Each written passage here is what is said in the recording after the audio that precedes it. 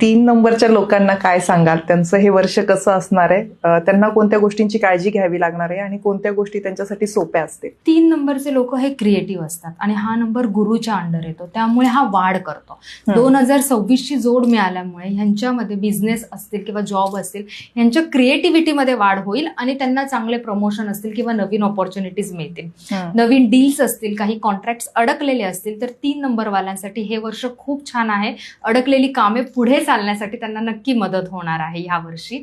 फक्त त्यांनी एक काळजी घ्यायची की त्यांच्यामध्ये थोडा डिसिप्लिन कमी दिसू शकतो. मग ह्या वर्षी त्यांनी स्वतःच्या डिसिप्लिनवर काम करावं. कोणतीही कामं घेताना किंवा आपण एक म्हणतो ना की पूर्णत्वास जातील या दृष्टीने घ्यावी, अर्ध्यात ती सोडणार नाही याची काळजी घ्यावी. 3 नंबरवाल्यांनी आपण एक म्हणू शकतो की एक टीप आहे की जे लो क्लास पीपल असतील किंवा त्यांच्या हाताखालची लोक असतील त्यांना थोडा रिस्पेक्ट द्यायचा ह्या वर्षी, मग त्यांची नक्कीच भरभराट होणार.